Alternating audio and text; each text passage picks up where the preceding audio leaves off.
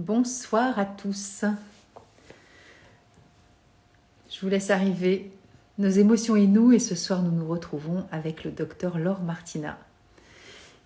Coucou Laure, ça y est, tu es la première. Donc voilà, le live commence. Alors je vais aller te chercher, comme ça on va pas tarder. C'est déjà fait. Je t'invite. Nous allons parler ce soir d'immunité et de nos émotions. Bonsoir Virginie. Bonsoir Laure. Bonsoir, ravie d'être avec vous. Ouais, ravie de te revoir aussi. À défaut de se voir en vrai. Exactement. Heureusement qu'il y a les réseaux un peu pour Ouais, c'est pouvoir clair. garder le contact. C'est clair, c'est clair. Bon, bah écoute, bienvenue à tous, bienvenue à toi, et merci encore, voilà, d'avoir accepté l'invitation et de te rendre disponible. Pas de souci. Bah, merci surtout à toi pour ton invitation. Je suis toujours ravie de partager un petit moment avec toi, donc c'était avec grand plaisir. C'est super gentil, merci à toi. Bon, il faut quand même rappeler que tu as des gardes jusqu'à je ne sais trop quelle heure et que tu as une vie assez intense, on va dire, hein. Oui, ça va, mais bon, j'arrive à m'organiser. Ma devise, optimisation du temps, donc on arrive toujours à s'organiser. Et puis là, les dernières gardes ont été un peu calmes, donc j'ai eu de la chance. Bon, bah écoute, tant mieux pour nous. Et puis voilà, bah merci encore une fois, voilà. Donc ce soir, on avait décidé de se retrouver. La dernière fois, on s'était retrouvés. Donc je l'ai dit dans la story. Je préfère le redire parce que comme tu sais que je vais poster cette vidéo sur YouTube, je me dis au moins, voilà, tout le monde sera au courant. Donc on avait, et je mettrai le lien du reste dans la vidéo de YouTube sur le premier live qu'on avait fait ensemble sur ton bouquin sur les fleurs de bac, entre autres, puisque voilà, on est toutes les deux passionnées par les fleurs. Et là, bah, c'est pas la sortie de ton livre, mais il est pas très très vieux celui-là quand Non, même. non, début février. C'est début d'année, exactement. Et du coup, on s'est dit que c'était bien de faire une rencontre pour vous, voilà, pour parler d'immunité, parce que c'est le rôle aussi du travail du docteur Bach, qui, je le rappelle, a été chirurgien, immunologiste, bactériologiste, et a fait de nombreuses recherches autour de l'immunité. Et c'est là où il en est arrivé justement à la fragilité de l'immunité suite à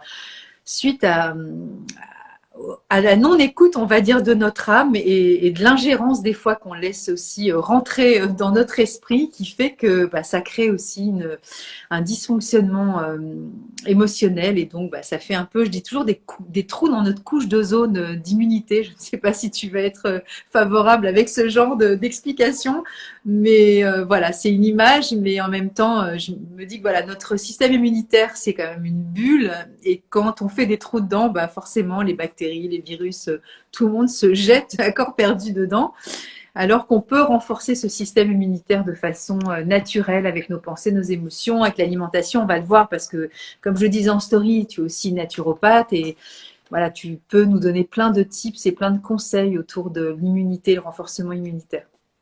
Oui, exactement. Mais comme tu l'as très justement dit, hein, notre système immunitaire, c'est un peu notre bulle de protection, c'est notre armée intérieure. Hein, c'est comme ça que moi je la présente. Et c'est vrai que l'immunité, elle est très sensible aux agressions par des facteurs extérieurs, que ce soit au niveau de la façon de nous alimenter, mais aussi tout ce qui est notre ressenti, notre sphère psycho-émotionnelle. Hein, elle peut être à la fois favorable, mais aussi défavorable au bon équilibre de l'immunité. L'exemple le plus classique qu'on prend et que tout le monde connaît, c'est le virus de l'herpès, avec les fameux boutons de fièvre. En fait, le virus de l'herpès, on l'a quasiment presque tous en nous, et il est maintenu sous clé. Hein. Il faut imaginer un peu comme s'il avait été mis en prison par notre système immunitaire, donc il est gardé sous cloche en fait. Et puis à la faveur d'un épisode de fatigue, de stress, etc., c'est très fréquent hein, quand les personnes vous disent enfin j'étais hyper fatiguée ou j'ai eu beaucoup de boulot, j'ai un examen, etc. Puis hop, le bouton de fièvre qui sort. Pourquoi? C'est parce qu'en fait, entre la fatigue, le stress, ça déprime notre système immunitaire, et ça c'est démontré hein, dans la littérature scientifique. On sait que le stress, l'anxiété, etc., c'est un véritable cercle vicieux qui déprime complètement notre immunité. Et puis en fait, le virus de l'herpès, il ressort en quelque sorte, et puis il s'exprime, et donc c'est comme ça qu'on a un bouton de fièvre. Donc oui, clairement, et ça c'est démontré dans la littérature scientifique, les déséquilibres de la sphère psycho-émotionnelle, tout ce qui est stress, mais aussi la fatigue, etc., ça déséquilibre notre immunité. Complètement. Et du coup, Bach, lui, il inclut la fatigue, hein, la fleur de la fatigue. Bon, il y en a plusieurs, hein, parce que je vais montrer au livre, mais toujours pareil, hein, venez prendre un stage avec moi et vous apprendre un peu plus sur les fleurs ou lisez des bouquins, mais en même temps, des fois, c'est limité aussi parce qu'on apprend plein de choses et puis des fois, on se trompe. Mais la fatigue, elle peut venir du débordement parce qu'on accepte trop de choses. Donc ça peut être du Helm, ça peut être Hawk parce que justement, on lâche pas l'affaire, on s'acharne, on lutte, on s'écoute pas, on n'en peut plus, on va jusqu'au bout et voilà, du coup, on craque, hein. Et puis, il y a Olive, effectivement. Donc là, je vous ai montré Helm. Là, je vous montre Hawk. Et puis, il y a Olive, si j'arrive à la retrouver. Bon, vous voyez, ce sont 3 arbres, hein, mais ça nous parle aussi de nos états de fatigue. Et donc, la fatigue, il y a plusieurs sources en termes de fleurs de bac, hein. C'est pour ça que… Mais c'est un facteur vraiment déterminant aussi sur la déprime immunitaire, hein, c'est clair. Ah oui, tout à fait. La fatigue, on le sait, hein, les troubles du sommeil dépriment le système immunitaire et le stress altère le système immunitaire. Le stress entraîne des troubles du sommeil qui eux-mêmes renforcent l'anxiété et le stress. Donc en fait, on est dans un véritable cercle vicieux. Et si à un moment, on n'a pas la possibilité d'en sortir en étant aidé de façon adaptée, en fait, tout l'organisme s'épuise, hein. C'est la phase d'épuisement, hein. C'est ce que Hans Selye, qui était un endocrinologue et célèbre médecin qui a beaucoup travaillé sur le stress, c'est ce qu'il disait, hein. Il y a la réaction d'alarme, la phase de résistance et puis après la phase d'épuisement. Exactement. C'est ça, c'est ce qu'on apprend aussi en naturo, mais bon, on devrait l'apprendre à la maternelle en fait, hein, parce que le stress, on est d'accord, Laure, hein, ça commence déjà très jeune avec la charge mentale, la pression. Il y a la jeunesse, le collège, le lycée, les étudiants. Je vais pas t'apprendre ce que tu as vécu pendant de nombreuses années. Non, mais bon, après tout le monde ne devient pas médecin, mais je veux dire, voilà, on est en pleine phase aussi. Là de fin d'année où là on est tous les parents sont soit hyper stressés, soit les ados, les jeunes adultes ils en peuvent plus, quoi. Oui, tout à fait. Je suis pas partie, je suis là. On sort aussi de toute cette période Covid qui a généré énormément d'anxiété, de stress, de troubles du sommeil, etc., des burn-out à n'en plus finir. On le voit, hein, quand on regarde un petit peu l'épidémiologie de la prescription, par exemple, des médicaments contre l'anxiété, hein, les anxiolytiques, donc on les connaît tous, hein, les benzodiazépines, si je me trompe pas, je crois que la France, ça reste toujours 2e plus gros consommateur de benzodiazépines, au moins en Europe. Au top. Voilà, au top. C'est ça. Exactement. Et quand on regarde un peu les chiffres sur l'année 2021, ça a augmenté aussi parce que toutes ces derniers mois, même années, hein, on peut dire maintenant, on parlait en années, ça a généré aussi beaucoup de stress, beaucoup d'anxiété ensuite, et donc des troubles du sommeil aussi. Et puis tout ça, ça fait aussi le lit d'une fragilité de notre immunité. Exactement. Et c'est pas fini. Non, mais je vais pas faire Madame Irma, Madame Soleil ou Madame Nuage, mais bon, non, mais hein, voilà. J'en dirai pas plus, mais je pense qu'on est un petit peu en phase tous en sachant que bon, voilà, et puis de toute façon, c'est l'histoire de l'humanité aussi, hein. Oui, on passe par des phases aussi, par moments où ça évolue, c'est compliqué. Voilà, on sait que et plus on sera armé aussi émotionnellement pour pouvoir accueillir à bras le cœur, j'allais dire, toutes ces émotions qui sont là aussi pour alors, des fois, j'allais dire, c'est un mot en anglais, pour nous challenger, je sais pas, que pour nous bousculer aussi, mais on trouve beaucoup de ressources aussi en nous et on voit que le corps a une résistance naturelle absolument dingue. La preuve, c'est que toi, tu es aussi au premier rang de tout ça. Il y a plein de personnes qui ont vécu cette période de 2 ans avec rien, en fait. Et d'autres, ils ont eu 2, 3, 4 fois la pathologie. Alors, bien sûr, il y a un terrain favorable, un terreau émotionnel et physique. Mais il y a aussi le système immunitaire qui va faire aussi, qui va être altéré en fonction de notre capacité aussi à absorber les éléments. Et exactement. Sur un point de vue intellectuel, hein, c'est ok, on vit tous la même chose, mais qu'est-ce qui se passe après? Oui, mais exactement. C'est le fameux coping en anglais, c'est-à-dire faire face à. Et en fait, on n'a pas tous les mêmes armes en fait à notre disposition parce que les armes qu'on a à notre disposition pour faire face à toutes ces situations de stress, par exemple, elles dépendent aussi de notre vécu passé, de ce qu'on vit encore aujourd'hui, puis notre environnement familial, amical, etc., notre personnalité. Donc, il y a énormément d'éléments qui entrent en jeu en fait et qui vont nous permettre de résister de façon plus ou moins longue et rapide aussi, hein, de vaincre les choses, toutes les sources de stress autour de nous. Et donc c'est pour ça qu'il faut idéalement essayer d'être accompagné, qu'il faut essayer de mettre en place une hygiène de vie voilà, un peu adapté, un peu équilibré aussi. Et ça, c'est très très important parce que finalement, il n'y a pas, ce qu'il faut bien retenir, c'est qu'il n'y a pas un remède miracle. Hein, c'est pas, il n'y a pas une pilule magique à avaler, etc. Voilà, c'est plutôt beaucoup de petites choses qu'on va mettre ensemble et c'est ça qui va faire qu'on va atteindre un état de résistance assez augmenté et qu'on va pouvoir faire face en fait au tracas du quotidien et aux sources de stress dans notre quotidien. Et comme tu le dis, bah, ces tracas-là, c'est encore une fois des petits. C'est comme si on prenait un vase ou un verre, on met des petits grains de sable, c'est tout petit, oh, c'est rien du tout. Oui, Mais justement, tu parles du burn-out, puisque oui, tu es médecin, donc il y a quelque chose, c'est bien un diagnostic que tu peux poser aussi. Euh, et ben ces petits grains de sable, au bout d'un moment, ça devient un gros galet et voilà, il prend toute la place dans le verre ou dans le vase. Et mais ça s'est mis de façon très récurrente et à petite dose comme ça. Et ça, des fois, on n'est pas assez attentif aussi à ces signes avant-coureurs qui tirent sur la corde aussi de notre immunité, sur voilà, sur nos surrénales entre autres.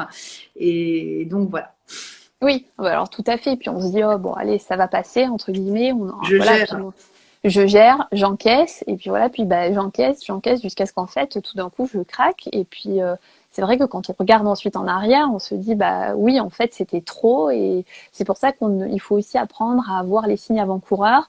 Il faut pas hésiter aussi à se tourner vers d'autres personnes qui peuvent nous aider, parce que c'est toujours très difficile d'avoir un regard objectif sur soi-même. Et encore plus quand on est praticien, médecin, naturopathe, etc. On peut pas, enfin, je pense qu'on peut pas avoir suffisamment de recul pour se regarder entre guillemets soi-même et que c'est important d'aller se faire aider aussi par les autres pour essayer un peu de faire une évaluation, savoir comment on peut améliorer les choses un peu au quotidien pour éviter justement bah, que, comme tu le disais enfin, la coupe se remplisse, soit pleine et que c'est pas qu'il sera trop tard, mais ce sera plus difficile en fait bah, de la vider quoi. C'est ça, et j'ai fait un live toute seule. Bah, j'étais justement à Biarritz, hein, et, près de chez toi, et j'ai fait un live sur justement savoir dire stop, quoi. Parce qu'il y a des Ouais, moments, ben voilà, après stop oak, stop olive, stop white chestnut, stop centauri. Accepter beaucoup de choses aussi, elm, hein, des fois, comme tu le dis, on en fait trop. Et des fois, c'est compliqué. On n'est pas simplement des médecins ou des naturopathes ou des thérapeutes. On est aussi des parents. On a aussi des vies de exactement. couple. Hein, et voilà, on est aussi très sollicité. Et puis, la vie sociétale, mondiale, actuelle, nous, des fois, sursollicite aussi. Et puis, bah, les réseaux aussi, ça monopolise aussi beaucoup, beaucoup d'énergie et ça génère du stress. Hein. Oui, tout à fait. Oui, puis en plus, on vit maintenant dans une société où il faut tout le temps être au top. Enfin, puis on le voit, c'est très vrai pour les hommes, mais ça l'est encore plus, je pense, pour les femmes. Hein. Il faut être à la fois chef d'entreprise, maman. Enfin voilà, il faut tout faire en même temps, toujours être au top, arriver à faire du sport, avoir un corps parfait, être toujours jamais l'air fatigué. Enfin, c'est vrai, on vit dans une société un petit peu qui est très branchée sur les apparences, etc. Et c'est très difficile, je pense aussi, de savoir dire, ben là, j'en peux plus, je suis fatiguée, c'est difficile. Voilà, parce que quelque part, la société nous fait croire que c'est un aveu de faiblesse, alors que pas du tout. Mais c'est vrai qu'il faut apprendre aussi à se préserver, et ça, c'est quelque chose qu'on nous apprend pas, que ce soit dans le milieu professionnel ou même, je pense, dans le modèle d'éducation. Hein. Il faut vraiment apprendre à se préserver, c'est très important. Et puis, il faut aussi apprendre les outils qu'on a autour. Donc, comme tu le disais, l'hygiène de vie, puis l'alimentation aussi, hein, c'est très important. Ça peut faire toute la différence. Sur voilà, la vie c'est un marathon et donc il faut tenir et on a, comme tu dis, il y a des facteurs qui vont forcément qu'on va rencontrer, qui vont nous perturber, qui vont nous stresser. Ça on peut pas, comme tu le disais, c'est la vie quoi. Mais pour autant, on a quand même des armes à notre disposition pour renforcer notre équilibre, le maintenir et puis donc renforcer notre immunité. Alors du coup, toi, en tant que médecin, qu'est-ce que tu observes comme facteurs qui sont vraiment plus déclencheurs si tu devais donner un top 5 du système immunitaire affaibli? Alors, je pense que déjà, c'est le milieu professionnel. Ok. Et voilà, clairement, le milieu professionnel est un parasite énorme parce que c'est une énorme source de fatigue, une énorme source de stress, beaucoup de pression, et quel que soit le milieu professionnel. Hein. Bon, moi, je parle de ce que je connais, c'est-à-dire le milieu médical et hospitalier surtout. Hein, voilà, qui se casse la figure gentiment et tous les gens s'en vont et ceux qui restent sont complètement épuisés dans un état de grande détresse globalement. Donc le milieu professionnel, oui. Après, je pense aussi qu'il y a énormément de stress lié aux problématiques familiales. Il y a beaucoup de gens qui sont seuls. Moi, je le vois dans mon métier. Hein, je prends en charge des patients tous les jours. il y a beaucoup de personnes qui sont très seules, très isolées. Elles n'ont ou pas de famille, ou plus de contact avec leur famille, ou alors elles en vivent très éloignées. Et c'est vrai pour des personnes âgées, mais c'est aussi vrai pour des personnes plus jeunes, dans ma tranche d'âge, la cinquantaine aussi, etc.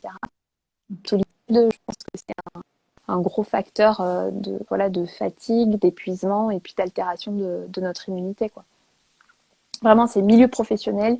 Et puis, il y a quand même clairement un retentissement de l'isolement familial. On a des modèles familiaux où, quand on regarde les générations précédentes, les générations vivaient plus ou moins toutes ensemble. Il y avait du soutien dans les familles, etc. Et là, en fait, la société nous oblige à être très personnel quelque part parce qu'il faut toujours être à 300 à l'heure. On n'a plus le temps et pour différentes raisons. Et donc, il y a beaucoup de solitude. Oui, puis en plus, on vit plus éloigné. Maintenant, les enfants partent plus facilement à l'étranger, faire leurs études. Après, ils rencontrent des chéris, ils deviennent parents loin aussi. Donc, forcément, voilà, c'est plus complexe aussi à gérer, évidemment. Exactement. Et donc, qu'est-ce qu'on peut faire pour maintenir ce système immunitaire? Alors, est-ce que tu as envie de nous donner des plantes, des huiles essentielles? Comment tu proposes tout ça? Ben, en fait, d'abord, ce que je pense qui est très important, c'est d'une part d'essayer d'identifier les facteurs qui peuvent altérer notre immunité. Et donc, comme ce soir, on parle pas mal des émotions, ben, si on revient sur les histoires de stress, il faut essayer d'identifier ce qui génère du stress chez soi, parce que de toute façon, on aura beau prendre tous les compléments alimentaires du monde, toutes les plantes du monde, à partir du moment où on n'arrive pas à supprimer le facteur qui génère le stress, on va pas améliorer son état de santé, on va pas améliorer son immunité. Après, ce que je dis, c'est très facile à dire, c'est parfois très difficile à mettre en place. Je suis d'accord. Mais du coup, est-ce que tu es d'accord avec moi, Laure, que moi, c'est quelque chose que je dis, mais voilà, toi, tu es médecin, donc tu sais aussi de quoi tu parles. Je ne veux pas dire que je dis n'importe quoi, mais c'est possible aussi. Est-ce que tu es OK avec le fait de dire que, par exemple, quand tu viens de citer un complément alimentaire, ça peut être du zinc, ça peut être voilà, une plante, une huile essentielle. Est-ce que justement le facteur stress, si tu n'as pas identifié la source, est-ce que est-ce qu'il y a eu des choses comme ça d'observance de quelqu'un qui va bien émotionnellement et qui prend du zinc et il y a un taux d'absorption qui est optimal et celui qui est stressé qui prend le même zinc dans les mêmes circonstances, le taux d'absorption est moindre. Est-ce qu'il y a quelque chose qui pourrait comparer que lorsqu'on est stressé, quoi qu'on puisse prendre, de toute façon, ne sera jamais optimisé ou sera partiellement absorbé ou dégradé de la façon différente, etc. Alors, de façon objective, de toute façon, à partir du moment où, par exemple, on est très stressé, on sait que les états de stress, on commence à avoir des études, altèrent, par exemple, le bon équilibre du microbiote intestinal. On est Donc, d'accord. on sait aussi que on a des modifications donc, du microbiote intestinal qui peuvent entraîner et modifier l'équilibre psychique avec apparition ou aggravation de troubles de l'humeur. Ça, c'est des études qui sont sorties il n'y a pas très très longtemps. Les données sont pas très claires, on n'a pas encore tout bien expliqué, mais on sait que quand le microbiote intestinal est perturbé, par exemple, ça peut favoriser la survenue de troubles de l'humeur. C'est sûr Donc même. voilà, exactement. Quand aussi on a des altérations, par exemple, du microbiote intestinal ou de la bonne santé de la muqueuse intestinale, on a aussi des modifications de l'absorption de certains nutriments. Ok. Voilà, donc à partir du moment où on a un organisme qui n'est pas à l'équilibre pour différentes raisons, on va forcément avoir une altération de son fonctionnement. Et donc ça passe par exemple par le système digestif et l'absorption évidemment de certains nutriments. On a ça aussi quand on vieillit par exemple. La personne âgée, elle a des modifications de sa capacité à absorber certains nutriments. Et donc on sait que par exemple la carence en zinc, il y a une très grande prévalence chez la personne âgée tout simplement parce qu'en vieillissant, on l'absorbe moins bien. Voilà, donc il y a ces différents facteurs qu'il faut prendre en compte en fonction de ce qu'on va recommander. Et on va pouvoir évidemment travailler dessus pour essayer d'optimiser les choses. Bah, merci pour ta réponse parce que tu parles du microbiote. C'est quand même la base à mon sens. Mais voilà, après, Bach était aussi bactériologiste. Il avait aussi isolé cette bactérie intestinale après qu'il a appelé les nosodes et qu'il a réinjecté sous forme de vaccin. Euh, Après, il y a Gershon aussi qui avait fait le lien entre le cerveau et les intestins et le lien émotionnel, bien sûr, qui va avec les bactéries. Et donc tout ça, bon, après, c'est très documenté. Il y a plein de chercheurs dans le monde qui font tout ce qu'il faut là où il faut. Mais c'est sûr que le déséquilibre du microbiote a un impact évidemment et en lien direct avec les émotions. Donc l'absorption, voilà, c'est du bon sens aussi, mais voilà, c'était bien de le rappeler. Oui, exactement. Et puis on a un lien quand même entre microbiote intestinal et immunité, hein. Le microbiote Ah oui. intestinal, il fait partie du support de notre immunité. Donc à partir du moment où on a une altération du bon équilibre de notre microbiote, on a de toute façon une altération du bon fonctionnement de notre système immunitaire puisqu'il en fait partie. Donc on a tout intérêt à en prendre soin. Et pour en prendre soin, ben, il faut bien manger. Donc voilà, hein, tout ce qui va être les aliments ultra transformés, bah, il faut éviter de les consommer. Tout ce qui est bourré d'additifs conservateurs, enfin tous ces trucs-là, on sait que ça altère le microbiote intestinal, entre autres, pour ne parler que du microbiote. Donc il faut vraiment être très vigilant. On sait aussi que par exemple le tabac modifie l'équilibre du microbiote intestinal. Donc en fait, on a notre mode de vie entier qui retentit sur l'équilibre du microbiote. Donc il va vraiment falloir en prendre soin. Et pour en prendre soin, ça passe par une alimentation adaptée, les fibres prébiotiques qui nourrissent les bonnes bactéries. Donc ça, on va en retrouver dans les légumes, les fruits évidemment, les légumineuses, les céréales complètes. Et puis il faut pas oublier, moi le microbiote, je le présente toujours dans un jardin, comme un jardin. C'est comme ça que je l'avais présenté dans mon bouquin pour qu'on comprenne bien. Voilà, c'est comme un jardin. Et ben le jardin, il faut l'entretenir. On entretient la terre, on enlève les mauvaises herbes. Puis à côté de ça, ben, on plante des jolies plantes, des jolies fleurs, etc. Et donc on apporte des probiotiques qui sont des bactéries amies. On en trouve dans l'alimentation, dans les aliments lactofermentés. Et puis on peut aussi faire des cures de probiotiques quand on en a besoin. Par exemple, si on a pris des antibiotiques parce qu'on a fait une infection qui Surtout quand nécessitait, on a fait les études. voilà, il faut derrière faire une cure de probiotiques pour aider à rééquilibrer la flore intestinale. Ça, c'est fondamental. C'est dedans, hein. Oui, Bah oui, après les bactéries, il y a des gentils, il y a des méchants. Et il y a un pourcentage à respecter, c'est une question d'équilibre. Donc voilà, c'est tout. C'est exactement. du bon sens, mais bon, c'est important de le rappeler. Tout à fait. Oui, oui. Donc voilà, donc ça c'est très très important et c'est ça qui va forcément jouer sur notre immunité aussi, notre capacité à être plus résistant face aux agressions extérieures, que ce soit des virus par exemple ou des bactéries. Ça c'est fondamental.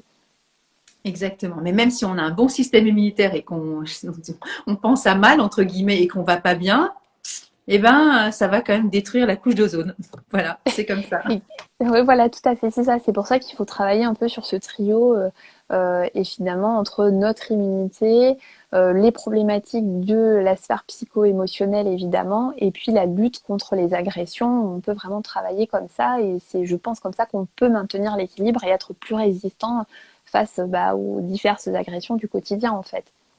C'est ça. Et Bach disait alors c'est pas les mots exacts, mais il disait qu'il observait aussi beaucoup les enfants et que souvent, je le dis souvent ça dans les lives, mais tu sais, tu as ton enfant qui rentre et dit, il couvre quelque chose, il est pas dans son assiette. Et souvent, il s'est passé quelque chose dans la journée ou une contrariété ou quelque chose qui fait que voilà, il y a une modification émotionnelle et là, ça y est, c'est le corps qui prend le relais. Alors évidemment, si le terreau n'est pas déjà très fort, mais bon, bref, bah, ça déclenche effectivement des pathologies. Donc tout ça, c'est vraiment très important de prendre la globalité et pas de prendre que le corps ou pas de prendre que les émotions. Il y a tout à prendre en considération en fait, hein.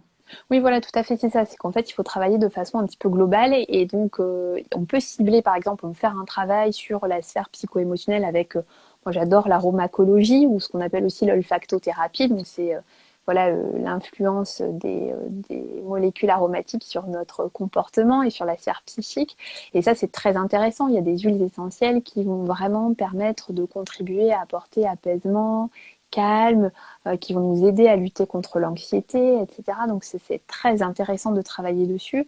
On peut travailler aussi, moi j'aime beaucoup faire le travail, alors moi j'ai rien inventé, c'est la cohérence cardiaque, hein, ça c'est de plus en plus connu. Ben, il y a quelque chose qui fonctionne très bien pour rééquilibrer la sphère émotionnelle et quand il y a surtout des problématiques de stress et d'anxiété, donc ça va retentir ensuite de façon positive sur notre immunité, c'est associer la cohérence cardiaque avec de l'olfactothérapie. Donc on peut travailler Oui, par oui. exemple avec ouais, voilà, voilà, ça marche très bien. Moi, j'apprends aux patients à respirer. Donc, on fait un travail d'exercice de cohérence cardiaque. Et puis, on associe l'olfactothérapie. Donc, on cible. Ce qu'il faut bien comprendre, c'est que dans le choix de nos huiles essentielles, quand vous regardez, par exemple, dans les livres ou sur Internet, on vous cite toujours les huiles essentielles, évidemment, qui sont efficaces, comme la lavande officinale ou lavande vraie, par exemple, la mandarine, l'orange douce qui sont pour la plupart, je fais ça un peu de façon globale, mais anxiolytique, sédative, calmante. Ce qu'il faut bien comprendre, c'est qu'il faut que l'odeur, elle plaise à la personne. Si on trouve que c'est désagréable, il est inutile d'aller Bah oui, au respirer. contraire, ça va faire l'effet inverse et ça va faire des effets délétères. On en parlait avec une femme que j'aime beaucoup qui s'appelle Mona et elle fait j'allais dire des onguents, mais elle fait des Oui, protocoles de crème, etc., des huiles végétales avec des huiles essentielles et je lui disais, mais moi, par exemple, la lavande, c'est pas du tout mon kiff, quoi. Donc, si tu me proposes de respirer la lavande, je vais dire, mais écoute, Laure, bye bye, hein, ça va pas le faire du tout. exactement. Et donc ça, c'est important à prendre en considération. C'est vrai qu'il faut vraiment adapter en fonction de qui nous sommes, hein, et Tout pas à fait. appliquer un protocole sous prétexte que ça se fait. Hein. Exactement, tout à fait. Et c'est pour ça aussi, c'est tout l'intérêt d'être accompagné. Comme ça, on peut vraiment personnaliser les choses, personnaliser l'approche. On va proposer plusieurs huiles essentielles, on va discuter avec la personne, on va pouvoir choisir celle qui est la plus adaptée et surtout qui va lui plaire d'un point de vue olfactif. Et puis ensuite, on peut faire tout un travail d'olfaction avec un travail de respiration. Hein. Le grand intérêt de la cohérence cardiaque, c'est qu'en fait, sur tout ce travail de respiration, on va ramener à l'équilibre notre système nerveux sympathique et notre système nerveux parasympathique. On va les rééquilibrer tous les deux. Et donc ça, c'est vrai que c'est très intéressant parce que le système nerveux sympathique, c'est celui de la fuite, c'est celui du guerrier qui part au combat, donc c'est l'emballement du système cardiovasculaire, etc. Alors que le système nerveux parasympathique, c'est le repos du guerrier. Il est allé à la chasse avec le système nerveux sympathique, et puis ensuite il se pose, il digère, etc. Et ça, c'est le parasympathique. Et donc c'est vrai que le travail de respiration avec la cohérence cardiaque, ça va permettre de travailler sur cette remise à l'équilibre. Et puis, on va pouvoir renforcer les effets de la cohérence cardiaque avec l'olfactothérapie et donc avec nos huiles essentielles. Voilà, c'est pas de la magie, hein. Il y a des principes actifs et des molécules aromatiques qui sont les principes actifs des huiles essentielles qui ont été clairement identifiés et donc on va travailler dessus. Et ça va permettre vraiment de pouvoir amener de la sérénité, de l'anxiolyse, hein, c'est-à-dire la lutte contre l'anxiété, de la lutte contre le stress, de rééquilibrer les choses et ça va avoir un effet forcément favorable sur notre immunité. Et du coup, toi, tu l'utilises en tant qu'anesthésiste réanimateur? Alors oui, moi j'ai mis en place des ateliers de préparation à l'anesthésie et à la chirurgie. Alors Génial. voilà, j'ai presque envie de dire plus à l'anesthésie parce que les patients finalement, ils ont beaucoup plus peur de l'anesthésie que de la chirurgie. C'est quelque chose qui Ok. m'a toujours surpris, mais Moi, pareil, globalement c'est ça ça. m'est arrivé une fois et j'étais extrêmement inquiète à l'idée d'être anesthésiée, en fait. Voilà, tout à fait. Donc finalement, c'est une source de stress, enfin d'angoisse plutôt très importante. Complètement. Et c'est un facteur de stress très important, l'anesthésie. Donc oui, moi j'ai mis en place des ateliers de préparation. Et justement, on travaille avec les patients, avec l'olfacto, les huiles essentielles. On fait de la cohérence cardiaque. Voilà, on fait aussi des exercices de visualisation qui fonctionnent très bien. Et c'est vrai que les retours sont très positifs parce que les patients sont accompagnés. Et puis c'est surtout que c'est des outils que je leur donne, qu'ils apprennent. Et c'est vrai que ça va leur servir pour l'anesthésie et la chirurgie, mais finalement, c'est des choses qui vont pouvoir leur servir au quotidien après. Bah, tu fais comme Edouard Bach, lui, ce qu'il voulait, c'est qu'on soit autonome. Donc, Tout- c'est favoriser l'autonomie, c'est le meilleur cadeau qu'on puisse faire à quelqu'un, hein, quand même. Exactement, tout à fait, Hein? c'est ça. C'est les rendre autonomes et puis après, voilà, pour avoir des armes supplémentaires dans leur quotidien. Donc oui, ça fonctionne très bien. En tout cas, les retours là, des patients avec qui je travaille sont très positifs de ce côté-là. C'est génial. Et par rapport aux plantes, qu'est-ce que tu... Alors, les huiles essentielles, tu proposerais quoi du coup? Alors, là, tu as parlé de la lavande, Oui, du alors il y a la lavande, bicarbonate, voilà. exactement, la lavande, elle est très intéressante. Donc encore une fois, sous réserve qu'au niveau olfactif, ça plaise, hein, mais la lavande, c'est une huile essentielle qui est vraiment très relaxante, qui est sédative aussi. Donc c'est vrai que quand il y a des troubles du sommeil associés, elle est très très bien. On peut travailler également avec la mandarine, qui est une huile essentielle, enfin une essence plutôt très adaptée pour tout ce qui va être le côté anxiolytique, quand il y a beaucoup de tensions nerveuses, etc. Moi, une de mes essences préférées, c'est l'orange douce, voilà, parce que je trouve elle apporte, c'est comme une orange, elle apporte beaucoup de rondeur, c'est l'essence de la gaieté, de la joie, et alors c'est vrai qu'elle plaît beaucoup. Moi, je la retrouve beaucoup dans mes ateliers parce que souvent, elle est très souvent choisie. Voilà. Et puis il y en a une qui est très sympa aussi et que beaucoup de patients utilisent, c'est l'ilang ilang. Et l'ilang ilang, elle est très chouette parce que c'est l'huile essentielle du lâcher prise. Et voilà. Et c'est surtout l'huile essentielle qui donne le droit de sentir et de ressentir. Et ça, c'est des choses qu'on oublie des fois quand on est très stressé. on est dans une espèce de carcan là où on se donne plus le droit de ressentir quoi que ce soit, où on est comme pris dans une espèce de... Comme en apnée finalement, hein, par moment. Exactement. Et en fait, avec quand on travaille en olfactothérapie avec l'ilang-ilang, c'est le lâcher prise. Voilà, je lâche prise, je me donne le droit de sentir, de ressentir les choses. Et voilà, et celle-là, elle est très intéressante, je trouve, de travailler aussi quand on a une problématique comme ça de stress et d'anxiété qui bloque un peu, hein, comme tu disais, c'est comme l'apnée là. Voilà, et ça, c'est très très bien. Et donc, tout ce travail-là, ça va permettre d'avoir une action finalement sur notre immunité, hein, sur le système immunitaire, parce que il faut pas oublier que la problématique du stress et surtout du stress qui persiste, hein, comme je disais tout à l'heure, la phase de résistance puis d'épuisement, c'est finalement une sécrétion accrue et persistante de cortisol, hein, qui est donc une hormone qui est sécrétée par nos glandes surrénales, qui sont les petites glandes qui sont au-dessus des reins.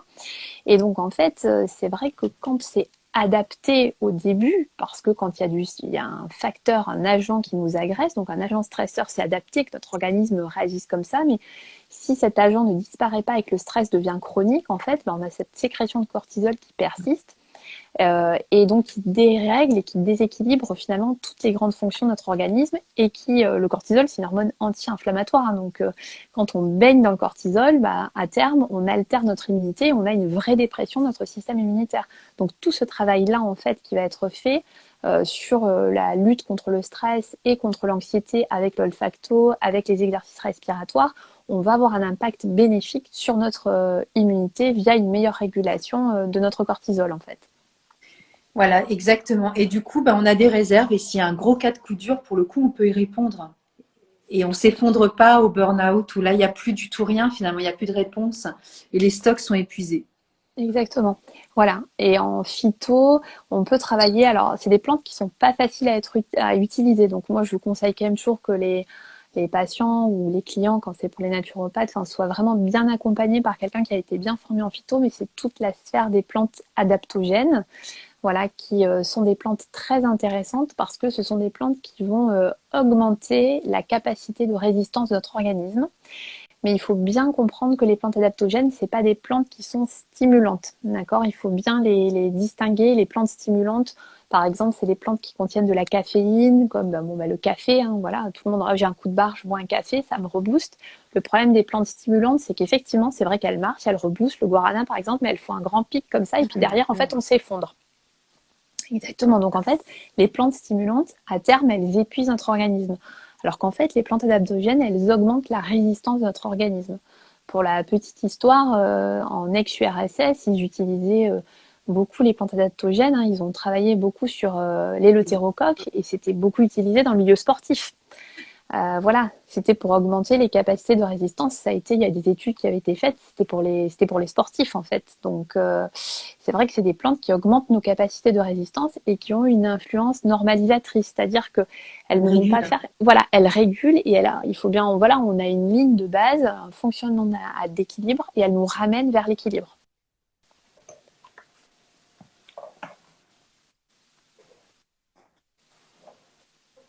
Il y avait une petite coupure, je ne sais pas si c'est chez moi, mais ça moulinait. Donc, je pense qu'on a eu la fin de ta phrase, donc tout va bien. Tu m'entends bien? Oui, je Ouais. t'entends très bien. Et oui, la nature est bien faite, hein, n'est-ce pas? Oui, exactement. Voilà. Donc c'est vrai qu'on peut vraiment travailler avec ces plantes-là. Et puis on va les choisir un petit peu en fonction de la situation, du terrain sous-jacent aussi.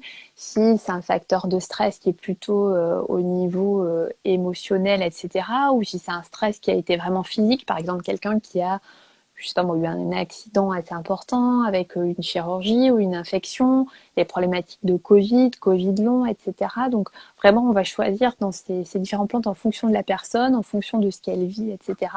Mais elles vont vraiment aider à ramener les choses à l'équilibre et puis l'organisme surtout à l'équilibre. Et ça va le renforcer et donc ça va renforcer notre immunité. C'est ça qui est très intéressant.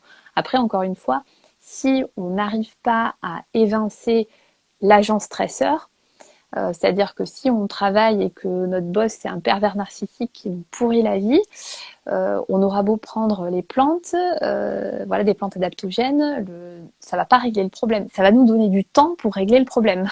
Voilà, c'est ce que j'allais dire. Peut-être que ça nous donnera suffisamment de temps pour avoir de clarté aussi sur la situation et moins d'investir dans cette énergie-là, mais plutôt dans la nôtre, pour pouvoir peut-être prendre de la distance ou voilà, chercher un autre emploi ou essayer de trouver un RH, quelqu'un à qui discuter. Enfin, et on sera Exactement. peut-être moins frontal avec la personne finalement. Oui, tout à fait, c'est ça. C'est qu'il faut vraiment voilà, le voir. C'est des plantes qui vont nous aider à augmenter nos capacités de résistance et donc qui, quelque part, vont nous faire gagner du temps pour modifier la situation et essayer de, voilà, de chercher d'autres ressources, de l'aide aussi, hein, mais pour nous ramener à l'équilibre de façon durable, en fait. Et du coup, pour l'élothérocoque, bon, c'est pour parler d'elle, mais il y en a d'autres. Hein. Il y a la rhodiole. Qui est-ce qu'il y a d'autres? Exactement. Voilà, bon, on a la rhodiole, on a l'élothérocoque, il y a l'astragaï, il y a l'ashwagandha qui est pas très connue. Elle commence. Voilà, elle commence. Ça vient, c'est une plante qui est surtout très utilisée en médecine traditionnelle ayurvédique, qui est très intéressante. Bon, l'ashwagandha, je l'aime beaucoup parce que c'est une plante qui a une action aussi sur tout ce qui est la sphère du sommeil. Donc, elle va être très intéressante quand on est dans une problématique, par exemple, de stress, de fatigue, avec un retentissement fort au niveau du sommeil, avec des troubles du sommeil importants. Et donc, c'est vrai qu'elle est très intéressante à utiliser dans ce cas-là. Enfin, moi, je la trouve très pertinente dans ce cas-là. La rhodiola, t'en as parlé. La rhodiola, bon, alors elle est très connue, hein. C'est la plante de tous les étudiants qui passent les examens.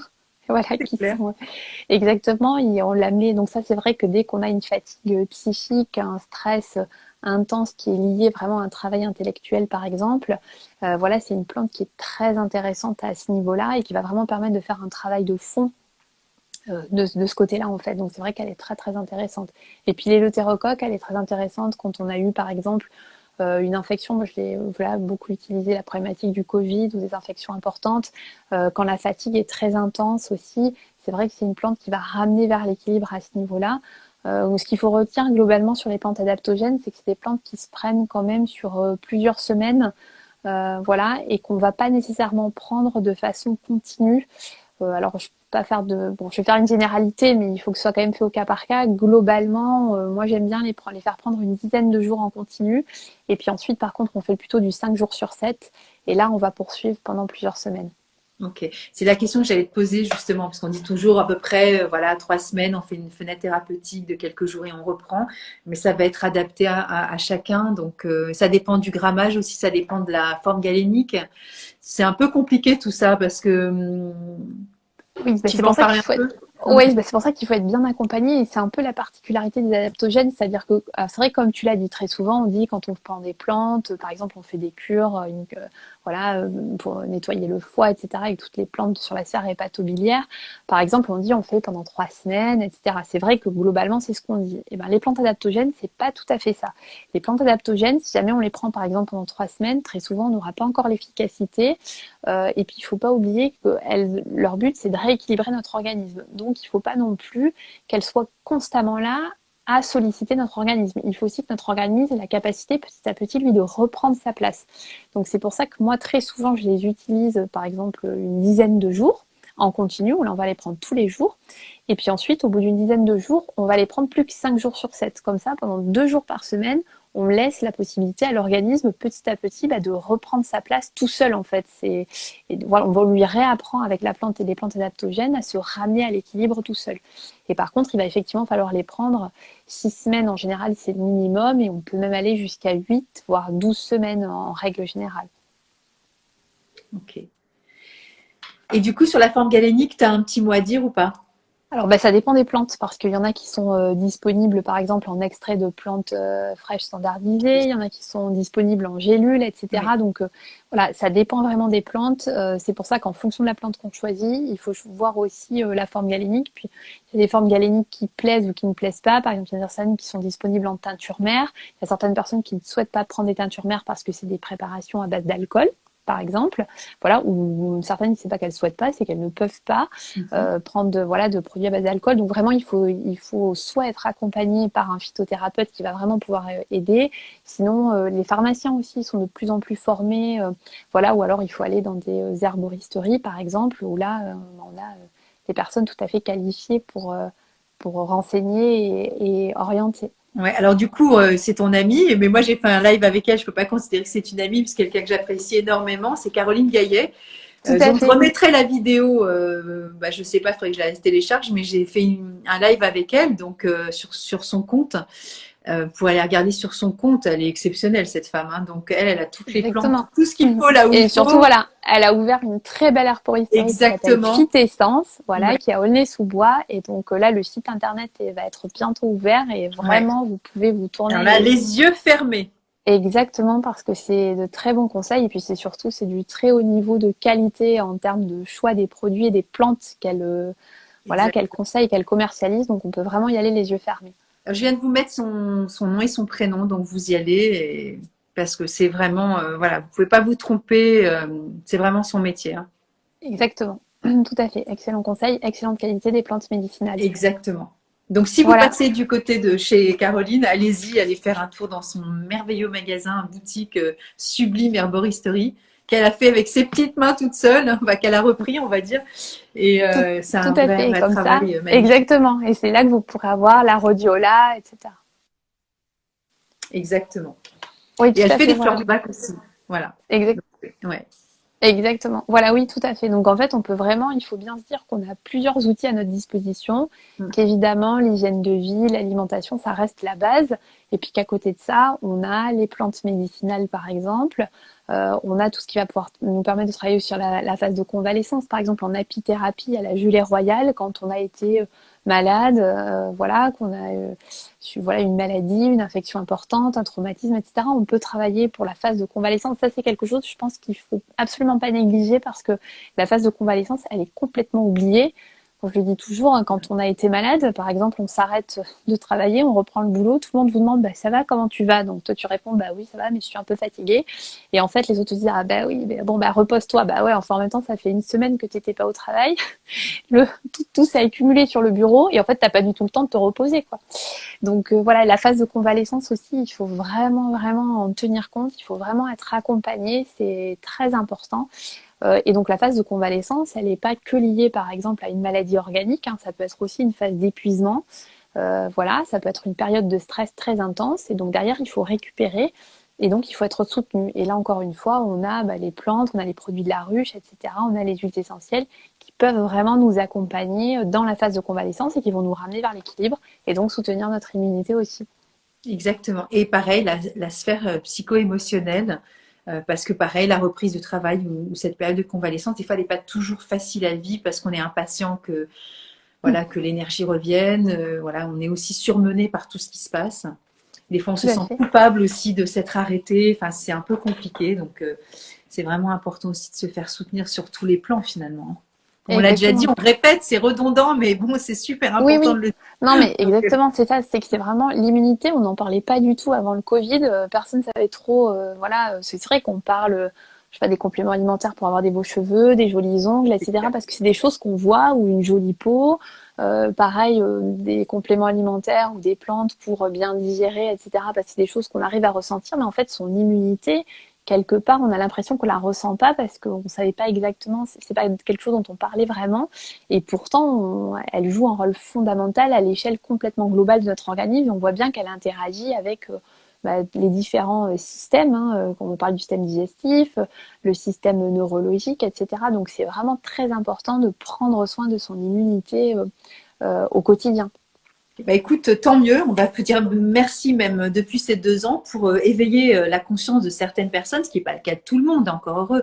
Mais on reste quand même une très très petite minorité de l'humanité qui prenons conscience de cette immunité qui passe par la flore intestinale, qui passe par nos émotions, qui passe par l'alimentation et qui passe aussi par le temps qu'on met aussi à disposition pour tout le monde. Et donc il Exactement. faut des fois rationaliser, n'est-ce pas, pour dire ça c'est stop. Parce que sinon, je vais y passer. Donc, je coupe tout, je n'en peux plus, en fait. J'arrête de me justifier, hein, et je m'occupe de ma pomme, hein, si vous voyez ce que je veux dire. Je fais des petits messages subliminaux à ceux qui m'entourent et qui peuvent ne pas comprendre, mais bon, il y en a qui vont comprendre. Et non, mais c'est important parce que, non, mais si on fait stop, voilà, c'est fini. Et du coup, oui, après, ça décline de partout. Donc, c'est chouette aussi de me dire, bon, c'est peut-être mon petit côté un peu, oui, oui, mais je trouve ça chouette aussi de voir que la vie nous a malmenés, entre guillemets, mais que ça nous permet aussi de nous réveiller en fait, hein, et d'éveiller notre conscience aussi. Et j'imagine que toi, dans tes consultations, il y a de plus en plus de personnes qui disent j'ai conscience que je m'alimente pas comme il le faut, ou que j'ai trop tiré sur la corde, ou je sens que mon système immunitaire machin, ou j'ai fait déjà une cure de probiotiques. Qu'est-ce que vous en pensez, le docteur Laure Martina? Non mais tu vois, Oui, enfin je oui. sais pas, dis-moi. Si, clairement, en fait, il y a un éveil des consciences où voilà, c'est des questions que, par exemple, les gens se posaient pas forcément avant, se rendaient pas forcément compte de la phase, enfin, de la dégradation de leur mode de vie ou de la façon dont ils s'alimentaient. C'est-à-dire que il y a des personnes qui étaient intimement convaincues de manger de façon à peu près correcte, hein. Ils avaient l'impression que ils avaient un régime alimentaire équilibré. Et puis, en fait, c'est vrai que tout ce qui s'est passé là sur les dernières années, ça a quand même permis de faire prendre conscience aux personnes de l'importance de l'alimentation, de l'hygiène de vie, et qu'en fait, c'est pas si facile, voilà, de bien s'alimenter, à la fois parce que, en fait, on nous apprend pas. Enfin, clairement, à l'école, on nous explique pas comment il faut bien manger, comment il faut vivre correctement, à l'équilibre, la bonne hygiène de sommeil, etc. Il y a la problématique de l'exposition aux écrans. Là, on commence à en parler, heureusement, mais on n'en parlait pas forcément beaucoup avant. Et donc, c'est vrai que tout ça, les gens ont pris conscience. Donc, ils se posent, c'est ça qui est intéressant, c'est que c'est vrai que les patients et puis les gens en général se posent de plus en plus de questions. Le problème, c'est ils se posent des questions, mais il faut qu'ils aient des gens en face d'eux capables de leur répondre. Et de leur répondre sans leur raconter n'importe quoi. Oui. Et alors ça, c'est peut-être ça qui est plus difficile parce que les médecins, ils sont peu disponibles, ils sont pas forcément formés, hein, voilà, à tout ça, ou alors ils ont pas forcément le temps non plus. Et en relais, il n'y a pas toujours quelqu'un de disponible pour bien expliquer les choses. Donc c'est ça qui finalement est difficile. Et c'est des consultations qui prennent du temps, hein. Voilà, quand on a des premiers patients, enfin moi je passe au moins 1 heure avec un patient parce que d'abord il faut faire le tour de tout, puis ensuite il faut vraiment prendre le temps d'expliquer aux gens, de répéter, etc. Et donc c'est vrai que ça prend du temps, mais c'est hyper intéressant. Alors, moi, je te rejoins parce que j'ai fait 2 ans de naturopathie, donc je suis diplômée d'une école. Voilà, je n'exerce pas en tant que naturopathe, mais quand même, voilà. Mais on dit ah c'est cher la naturopathie, je préfère aller voir mon toubib, au moins je suis remboursée. Ok, ton toubib, tu vas avoir 10 minutes, il va te donner une ordonnance, c'est ok, il n'y a pas de souci. Mais tu viens de le dire, hein, ils n'ont pas le temps. Et là, tu vois, j'étais en train de trier mes cartes. C'est pas que je joue avec mes cartes, je suis pas cartomancienne, mais là, tu vois, et je tombe sur l'impatience. Et justement, je vais dire 2 choses, mais je fais pas de digression. Tu parlais de l'alimentation. Justement, on n'apprend pas aux enfants. Alors même si on apprend, le truc c'est que tu as vu, acheter sous vide, c'est plus pratique. Bim bim, le micro-ondes. Ah, je mange. Aller au marché le samedi ou le dimanche matin ou le mercredi midi, on s'en fout. Prendre du temps pour soi. Éplucher ses carottes, c'est une forme de méditation aussi, et de se dire allez, je les fais comme ça, je vais pas les faire à la vapeur, je les fais au four ou machin. Bah tiens, si je faisais des papillotes, c'est du temps pour soi et c'est du temps de conscience du mon système immunitaire. Et c'est ce que j'ai appris en naturo. Et souvent, quand on fait de la naturopathie, on reformate son cerveau. Bah, je l'étais déjà un peu avant quand même, encore heureux, mais c'est pas le cas de tout le monde non plus. Et des fois, on tombe aussi de notre chaise, on ouvre notre réfrigérateur et on fait ouh là là, ça va pas être possible, ça va pas être possible longtemps. Et on se dit, bon, prendre du temps pour soi et pour revenir à la consulte de naturo, tu dis que tu mets 1 heure, mais pétard, on dit, ah, c'est vachement cher les naturaux, mais vous vous rendez pas compte du job que les naturaux font en consultation. C'est un Oui, truc de dingue. Donc, c'est vrai que c'est peut-être 60 €, 70, ça dépend des cabinets. Mais là, on fait un vrai check et on prend de A à Z la personne, on l'accompagne, on la soutient. Et on va faire vraiment du cas par cas. Et les médecins n'ont pas le temps et ne sont aussi beaucoup pas formés à la micronutrition, à l'alimentation, aux plantes, etc. Alors ils sont formés pour un certain type de réponse, mais pas surtout en fait. Donc c'est bien de pouvoir consulter les deux finalement, hein. oui, exactement. C'est moi je dis toujours, il n'y a pas d'opposition dans les Non, approches, hein. L'idée, c'est pas du le but. travail complémentaire, main dans la main. Exactement. Voilà. Et c'est tout à fait ça. C'est vraiment on travaille ensemble, chacun a ses compétences, et voilà, il faut travailler de concert. Et je pense que c'est comme ça qu'on prendra en charge les patients et puis les individus de façon correcte. De toute façon, c'est ce qu'on appelle maintenant. Enfin, ça existait Intégratif. déjà. Exactement, c'est la médecine intégrative, c'est les approches de santé intégrative, c'est-à-dire on associe l'approche allopathique et les approches complémentaires. Voilà, ensemble, l'idée c'est de prendre en charge les patients à la fois dans leur globalité, mais aussi de façon personnalisée. Et je pense qu'on est obligé de toute façon de s'y mettre parce que les personnes sont de plus en plus exigeantes vis-à-vis de ça, c'est-à-dire que Je vais prendre un exemple. J'ai une patiente que j'ai eue en consultation hier et donc je fais de la cancérologie, en oncologie, notamment en gynécologie. Et la patiente m'a dit, mais ça me rassure tellement de me dire que je ne suis pas juste un cancer du sein. Et je dis, bah non, vous n'êtes pas un cancer du sein. Là, aujourd'hui, voilà, enfin, vous êtes une femme, effectivement, vous avez un cancer du sein, mais on vous prend en charge dans votre globalité. Vous n'êtes pas juste un cancer du sein. Et je pense que c'est là que la médecine, pendant un moment, s'était un peu perdue, où on traitait beaucoup les pathologies. Très bien, hein, c'est vrai, mais on a besoin de prendre un peu de recul et de voir l'individu aussi. C'est une personne. Voilà, il y a une personne, ben là en l'occurrence, il y avait une femme derrière son cancer et finalement, c'est pas le cancer au premier plan, c'est d'abord la femme, elle a un cancer du sein. Et oui, ben, on va tout traiter, et on va la prendre en charge de façon globale et personnalisée. Enfin, voilà, moi je vois les choses comme ça. Après, j'ai pas la science infuse, je suis pas peut-être pas dans la vérité vraie, voilà, mais c'est ma façon de voir les choses Bah, et je pense que c'est important.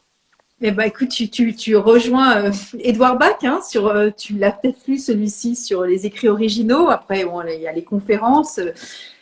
C'est quand même le fondement. Lui aussi, il était médecin. Il était médecin, encore une fois, immunologiste, bactériologiste, chirurgien, homéopathe reconnu. Et lui, il avait compris aussi que ça ne fait pas tout de traiter les organes. C'est OK, il faut le faire, c'est nécessaire, mais ça n'est pas tout. Voilà. Et on n'est pas qu'un organe qui dysfonctionne. Et de prendre en charge l'émotion de la personne, la personnalité de la personne, il n'y a pas que l'émotion, il y a le tempérament aussi, eh bien, ça participe aussi à une écoute et qui peut évidemment favoriser une rémission, une guérison, une cicatrisation, etc., etc. Oui, oui, bah ça c'est sûr, c'est très important. Et puis je pense qu'aussi que c'est aussi ça qui fait l'intérêt de notre métier. Enfin moi en anesthésie, si je considère pas le patient en tant qu'individu, bah oui, alors donc je vais endormir tout le monde pareil de la même façon. Enfin c'est inintéressant au possible. Alors que si vraiment je considère l'individu, bah il y a un échange, on accompagne la personne de façon satisfaisante, voilà qu'elle se sente bien. On essaye de traiter l'anxiolyse, enfin l'anxiété, on fait de l'anxiolyse, on choisit les mots aussi. Je dis jamais à mes patients, je dis ne vous inquiétez, il faut jamais dire ne vous inquiétez pas, je dis Au rassurez-vous. secours. Voilà, c'est ça, il faut aussi choisir les mots. Et puis il y a des petites choses qui font toute la différence, c'est-à-dire que bah, quand on passe à côté des brancards, ils font dire bonjour monsieur, bonjour madame. Enfin, voilà, tout ça, c'est des petites choses qui font que les patients, je pense, sont mieux pris en charge, sont mieux accompagnés. Et puis, voilà, moi je rigole, je fais des blagues au bloc opératoire avant d'endormir les patients. Et comme ça, bah, ils sont plus détendus. Voilà, il y a des mots qui j'essaye de toujours employer. Vous êtes en sécurité, voilà. L'autre jour, Tout je va disais à un bien. monsieur, voilà, je plaisantais avec un patient et je lui disais, mais on va vous chouchouter. Alors il disait, ah ben oui, chouchoutez-moi, chouchoutez-moi. Et je disais, bien sûr, mais on va vous chouchouter. Voilà, c'est important d'accompagner, je pense, les patients dans la bienveillance. Voilà, il faut à la fois personnaliser, les voir dans leur globalité et surtout, il faut faire preuve de bienveillance. Alors après, je vais être très honnête, hein, quand j'enchaîne 24 heures, qu'il est 4 heures du mat, que j'ai travaillé non-stop depuis le matin, c'est vrai que des fois, à 4 heures du matin, j'ai un peu moins le sourire, je suis un peu moins loquace, mais quand même, pour autant, il faut toujours rester dans la bienveillance. Voilà, un sourire, ça coûte rien. Et même si on a les masques, bah, quand on sourit, ça se voit dans les yeux. Et je pense que c'est comme ça aussi que nos patients sont mieux accompagnés. En tout cas, moi, c'est comme ça que je travaille, c'est comme ça que je fonctionne. J'ai l'impression que je continue.